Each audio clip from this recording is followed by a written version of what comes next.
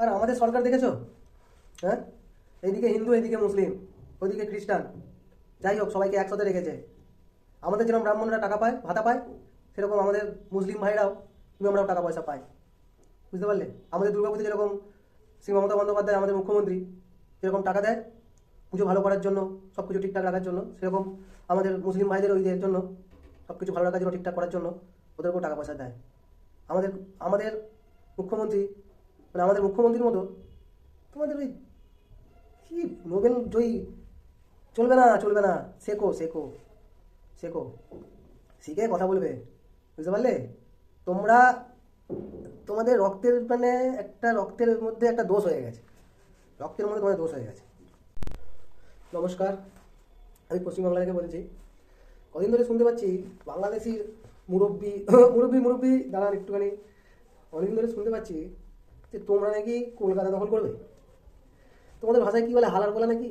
ও না, আমাদের ভাষায় বলি, তোমাদের ভাষাটা হালার বলা ঠিক অতটা লাগে না। আরে ছেঁচড়া মাল তোরা, তোরা আমাদের কলকাতা দখল করবি 3 দিনের মধ্যে? হ্যাঁ, তোদের নিজেদের জায়গায় তোরা নিজেরা ঠিক মতো থাকতে পারছিস না, আবার কলকাতা দখল করবি?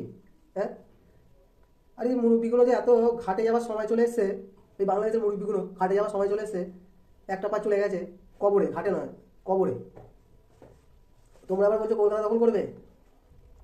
এখন সব থেকে বড় একটা হয়েছে কি, সব থেকে এখন কমেডি শো চলছে এই তোমাদেরকে নিয়ে, সব থেকে বড় কমেডি শো। হ্যাঁ, তোমাদের বাংলাদেশের লোকদেরকে নিয়ে, বাংলাদেশের হিন্দু ভাইদের নয়, খালি তোমাদের কিছু কিছু খারাপ মুসলমানগুলো আছো তাদেরকে নিয়ে, যারা এইসব কথা লটাচ্ছ, এইসব কথা ছড়াচ্ছ। কলকাতায় দখল করা কি, তোমরা একটা কলকাতার ধুলো পর্যন্ত উড়িয়ে নিয়ে যেতে পারবে না, এখানে ধুলো পর্যন্ত নিয়ে যেতে পারবে না। হ্যাঁ ঠিক শুনেছো, ধুলো নিয়ে যেতে পারবে না। কত পুলিশ আছে তোমাদের, কত আর্মি আছে? কলকাতায় তো লোক আছে, তোমাদের মতো পুলিশ নেই, আর্মি নেই।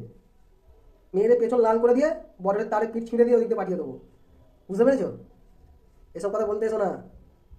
ইন্ডিয়ার খেলে আর ইন্ডিয়াকেই এখন করছো। হ্যাঁ, ছি, তোমাদের মতো মির্জাফর একটাও নেই, একটাও নেই। তোমাদের দেশ স্বাধীন করে দিল ইন্ডিয়া, আর পাকিস্তানের এখন কি বলে তলা চাটছো পাকিস্তানের। ছি, তোমাদের থেকে আর কি আশা করা যায়? আসলে তোমরা দেখিয়ে দিলে যে তোমরা কি জিনিস, কি মাল। তোমাদের দেশের তো নতুন নেতাটাকে নিয়ে আর কিছু বলারই নেই। উনি তো একদম কি জানো এটা বলে, নোবেল কি, নোবেল নোবেল জয়ী। হ্যাঁ নোবেল জয়ী, ভালো উনি না, অত মাথা ঢোকে না। ওই ওই সব বালছালদের কিচ্ছু হবে না, সব বালছালদের দিয়ে কিচ্ছু হবে না। তোমাদের দেশটাকে একটা শেষ করে দিচ্ছে, মাটিতে মিশিয়ে দিচ্ছে। তোমরা বুঝতেও পারছো না যে তোমাদের ভবিষ্যৎ কী হতে চলেছে। আমাদের ভবিষ্যৎ দেখেছো? আমাদের ইন্ডিয়া কত র্যাঙ্কে রয়েছে তুমি সেটা কি জানো? তোমরা কেউ জানো না। আমাদের বাচ্চারা কত তাড়াতাড়ি দ্রুত এগোচ্ছে তোমরা কিচ্ছু জানো না। জানো না, দেখতে পাচ্ছ সবই, না দেখার ভান করছো। যাই হোক, বেশি কথা বাড়াচ্ছি না। আমার মতো, আমি তো একজন বলেছি, আরও অনেকজন বলছে, আমার মতো যদি সবাই বলা চালু করে তাহলে তোমাদের কথা শুনে কান্দে রক্ত বেরিয়ে প্লাস স্ট্রোক হয়ে মারা যাবে। এখানে তো আসতে পারবে না, এখানে ডাক্তারি সেবা পাবে না, ওখানেই পচে মরতে হবে।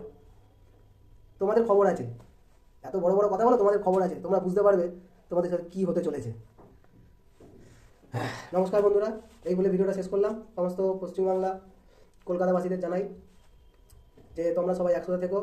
সবাই আমাদের কলকাতার মুসলিম ভাইরা, হিন্দু ভাইরা সব একসাথে থেকে আমরা সমস্যার সমাধান করব, আর ওদের বুঝিয়ে দেবো কত ধানে কত চাল হয়।